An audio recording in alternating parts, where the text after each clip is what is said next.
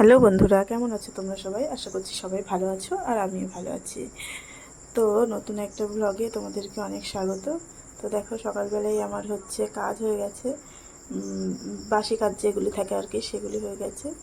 আর আমি হচ্ছে ফ্রেশ হয়েও চলে এসেছি, কিন্তু আমার ঘরটা ঝাঁটানো হয়েছিল না, তো আমি ঘরটা ঝাঁটিয়ে নেবো। আর যাবতীয় কাজ সব হয়েই গেছে, ঘরটা ঝাঁটিয়ে নিয়ে তারপরে আর যেসব কাজগুলো আছে সেই কাজগুলি করব। তো খাটের তলাটা প্রথমে পরিষ্কার করে নিচ্ছি, কারণ খাটের তলাটাই না প্রচুর ধুলো পড়ে, কেন কি জানি প্রত্যেক দিন ঝাড় দিই তবুও ধুলো পড়ে, আবার মাঝে মাঝে রাগ করে দিইও না। তো ধুলো পড়ে, পরিষ্কার না করলে ভালো লাগে না। আর এই যে হারিকেনটা এখানে রাখা ছিল, কালকে রাত্রে ঝড় বৃষ্টি হয়েছিল, তো কারেন্ট ছিল না, তাই হারিকেনটাই আমাদের ভরসা। একটা চার্জার আমাদের ছিল কিন্তু নষ্ট হয়ে গেছে, তো তার আগেও একটা ছিল, সেটাও নষ্ট হয়ে গেছে। চার্জার কিনতে কিনতে আর ভালো লাগছে না, তো এবার হেরিকেনটাই ব্যবহার করব ভাবছি। চার্জার আর কিনবো না, সেই চার্জ না থাকলেও তো আবার আলো জ্বলবে না। তো হ্যারিকেনটাই বেস্ট অপশান, কারণ তেল দাও হ্যারিকেন জ্বলুক।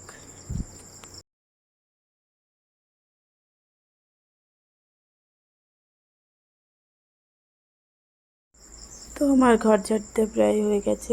এবার দেখি রৌনকের বাবাকে কিছু জিনিস নিয়ে আসতে বলেছিলাম দোকান থেকে, সেই জিনিসগুলি এনেছে কি না।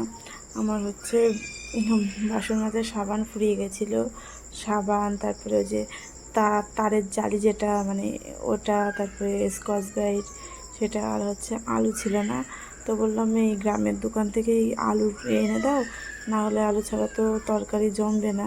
তো আলু না হলে হয়ই না, তো আলুটা নিয়ে আসো, তারপরে অল্প করেই নিয়ে আসো, আবার বাজার থেকে নিয়ে আসবে।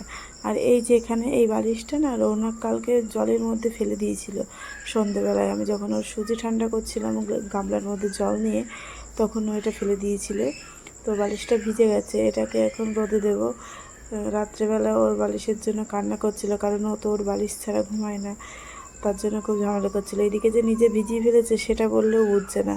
তো এখন আগে এটাকে রোদে দেবো, তারপরে আবার দেখি কি করা যায়। আর আমার একটা নাইটিও আছে, সেটাকে রোদে দিয়ে নেবো।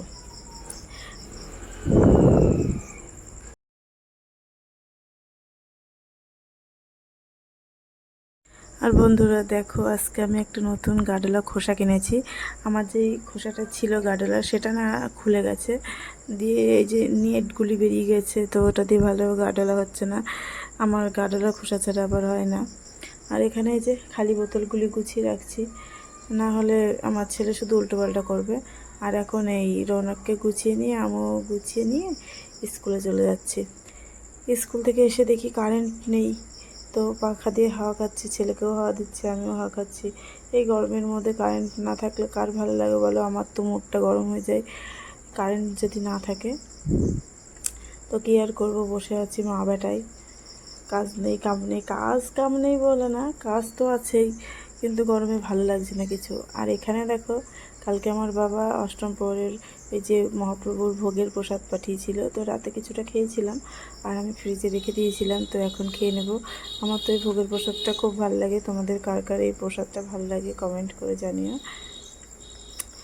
আর সন্ধেবেলায়, এখন সন্ধেবেলায় রৌনকের বাবা বলছে যে কিছু একটা করে খাওয়াও, তো আমি বললাম তাহলে চিড়ে ভাজা করি, তো চিড়ে ভাজা করে দিয়েছি।